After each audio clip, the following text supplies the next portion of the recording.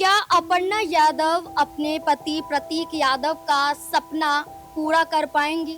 क्या अब अपर्णा यादव न सिर्फ निजी तौर पर बल्कि राजनीतिक लिहाज से भी एक बड़ा फैसला लेने के लिए मजबूर हो जाएंगी? प्रतीक यादव के निधन से कुछ वक्त पहले सोशल मीडिया पर एक पोस्ट के माध्यम से बड़ा बवाल उत्तर प्रदेश में और खास तौर पर मुलायम परिवार के अंदर देखने को मिला था। इस पोस्ट के माध्यम से प्रतीक यादव ने ये कहा था कि अपर्णा यादव की वजह से वो अपने परिवार के साथ नहीं रह पाए। अपर्णा यादव की वजह से उनका परिवार बिखर गया। घर तोड़ू अपर्णा यादव को प्रतीक यादव ने इस पोस्ट के माध्यम से कहा।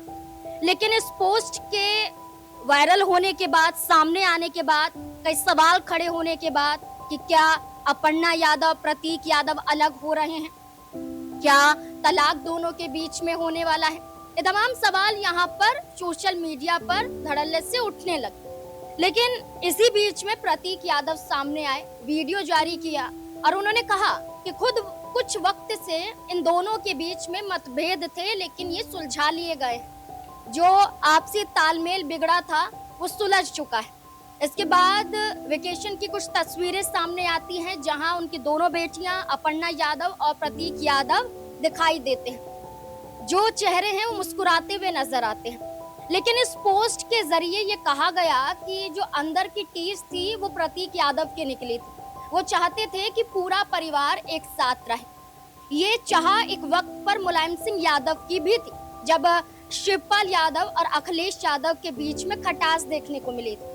वो ये चाहते थे कि पूरा परिवार एक साथ रहे और मुलायम सिंह यादव के निधन के बाद शिवपाल यादव ने उस जिम्मेदारी को निभाया था और अखिलेश यादव के साथ आ गए थे और आज भी अखिलेश यादव के राइट हैंड बनकर काम करते हैं और शिवपाल यादव और अखिलेश यादव की जोड़ी देखी जाती है। और ऐसे ही 2022 में अपर्णा यादव भारतीय जनता पार्टी में शामिल हो गई थी। 2022 में शामिल हुई थी चुनाव के बाद, यानी कि चुनाव के दौरान का ही ये सिलसिला था, लेकिन सारे नाम फाइनल हो गए थे। ये उस वक्त की बात है, विधानसभा चुनाव के दौरान की। इसके बाद ये माना गया कि अपर्णा यादव बीजेपी का बड़ा हिस्सा बन चुकी हैं, बड़ी जिम्मेदारियां संभाल रही हैं, लेकिन आज भी अपर्णा यादव के हाथ खाली नजर आते हैं। आज भी अपर्णा यादव को उत्तर प्रदेश का जो महिला आयोग का उपाध्यक्ष बनाकर छोड़ा हुआ है। कुछ वक्त पहले ये भी चर्चा थी कि नाराज थी अपर्णा यादव, ये चाहती थी कि उन्हें उपाध्यक्ष का पद क्यों दिया गया है, उन्हें तो अध्यक्ष बनाया जाना चाहिए। ये नाराजगी थी, ये नाराजगी भी खत्म होती है। इससे कुछ दिनों पहले हमने ये भी देखा था कि अपर्णा यादव ने महिला आरक्षण बिल को लेकर एक विरोध प्रदर्शन किया था कि जो भी विपक्ष है वो महिलाओं का सम्मान नहीं करता है, महिला विरोधी पार्टियां हैं। और इसी के लिहाज से अपर्णा यादव ने कांग्रेस और सपा का झंडा भी जलाया था। लेकिन बाद में अपर्णा यादव ने सफाई भी दी थी, क्योंकि भारतीय जनता पार्टी से ही एक आवाज निकली थी कि अपर्णा यादव ने ये कदम अपने मन मुताबिक उठाया है, पार्टी का इसमें कोई भी हाथ नहीं है। ना पार्टी से पूछा गया, ना पार्टी ने ये कहा कि आप आगे आकर झंडा जलाइए या ऐसा विरोध प्रदर्शन करिए। लेकिन अपर्णा यादव ने इस गलती को स्वीकार भी किया। ये कहा कि परिवार के खिलाफ नहीं है, परिवार के खिलाफ नहीं जाना चाहती हैं। यहाँ ये बार बार कहना जरूरी हो जाता है कि अपर्णा यादव भारतीय जनता पार्टी के नेत्री बेशक हों, लेकिन आज भी कई मायनों में सिर्फ और सिर्फ बयानबाजी के जरिए ही वो राजनीतिक दूरियां अपने परिवार से दिखाती रही हैं, लेकिन कभी भी अपने परिवार के खिलाफ सख्त कदम अपर्णा यादव ने नहीं उठाए। चाहे उपचुनाव में प्रचार प्रसार करती हुई अपर्णा यादव देखी गई हो, या इससे पहले राज्यसभा का चुनाव गया हो, या इससे पहले लोकसभा का चुनाव गया हो, या बीते अन्य राज्यों में विधानसभा के चुनाव ही क्यों ना हो, अपर्णा यादव ने खुले तौर पर परिवार का विरोध कभी नहीं किया। और ऐसे में माना जा रहा है कि विरोध ना करना ये बताता है कि वो अपने आप को परिवार का हिस्सा मानती है। अब प्रतीक यादव के साथ जो कलह हुआ था, इसके बाद ये माना जा रहा है कि अब तो प्रतीक यादव इस दुनिया में नहीं है। उनका अंतिम संस्कार भी हो चुका है। पंच तत्वों में प्रतीक यादव विलीन हो चुके हैं। आत्मा की शांति के लिए प्रार्थना की जा रही है।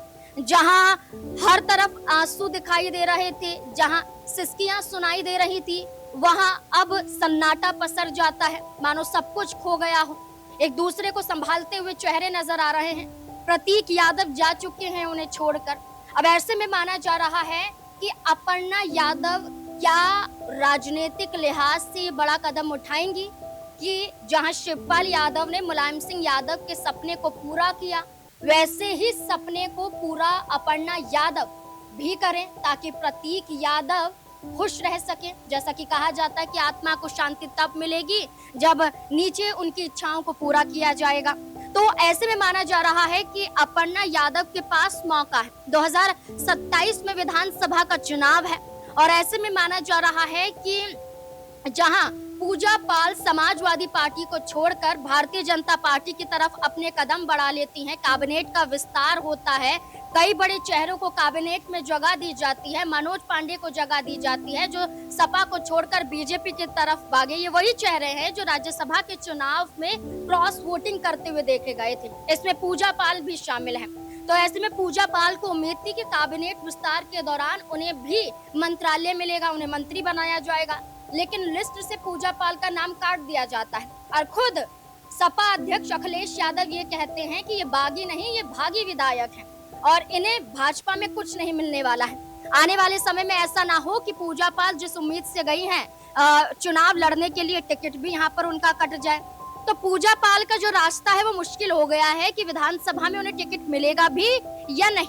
इस बीच में अपर्णा यादव को लेकर भी यही चर्चा है कि जहां लखनऊ कैंट से उन्होंने चुनाव लड़ा था 2017 में समाजवादी पार्टी के टिकट से और भारतीय जनता पार्टी की रितु बहुगुणा से चुनाव हार जाती हैं। 27 में टिकट मिलेगा या नहीं मिलेगा ये भी एक बड़ा सवाल यहां पर बन जाता है। और इससे पहले भी कई ऐसे कदम हैं जहां अपर्णा यादव को लेकर कहा जाता है कि सोच विचार करने की जरूरत है अपर्णा यादव को, क्योंकि इस बार ये बड़ा मौका है। क्योंकि अगर ये मौका हाथ से गया तो फिर 5 साल का लंबा इंतजार है।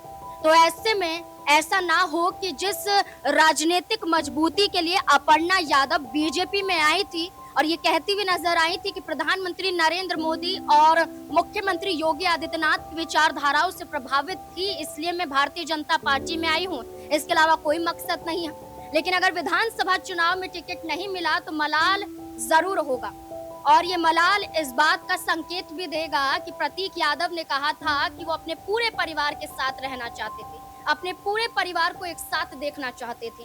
तो अब क्या अपर्णा यादव पूरे परिवार को साथ देखते हुए एक बड़ा कदम उठा सकती हैं?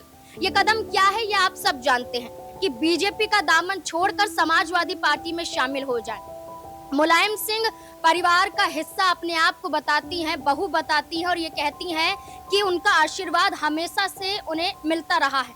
तो अगर आशीर्वाद चाहिए, वही मिलाप चाहिए, एकजुटता चाहिए, सम्मान चाहिए, तो सपा हमेशा से संकेत देता रहा है कि दरवाजे खुले हुए हैं। शिवपाल यादव ने ये तक कह दिया है कि वो उनकी बेटी हैं और वो जानते हैं कि जो संस्कार हमने दिए हैं वो अपर्णा यादव में अभी भी मौजूद हैं और अपर्णा यादव की मजबूरी थी।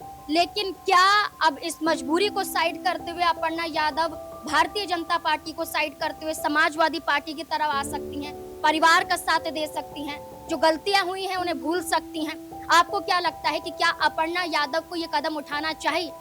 ये चर्चा इस वक्त इसलिए भी हो रही है क्योंकि प्रतीक यादव के उस पोस्ट को लेकर अपर्णा यादव पर कई उंगलियां उठाई गई, कई सवाल यहाँ पर छोड़े गए कि प्रतीक यादव भी अपर्णा यादव से नाराज थे, प्रतीक यादव नहीं चाहते थे परिवार से अलग होना। तो अब देखना होगा कि क्या वाकई अब अपर्णा यादव कोई बड़ा फैसला ले सकती है, क्योंकि ये कहा गया कि 13 मई को अखिलेश यादव और अपर्णा यादव के बीच में एक लंबी बातचीत हुई थी और इस बातचीत को सार्वजनिक नहीं किया गया था। लेकिन आने वाले समय में इस बातचीत का हल भी निकल सकता है और जहां सपने की बात की जा रही है वो सपना भी पूरा हो सकता है। क्या आपको भी ऐसा ही लगता है? अपनी राय कमेंट सेक्शन में जरूर दें। धन्यवाद।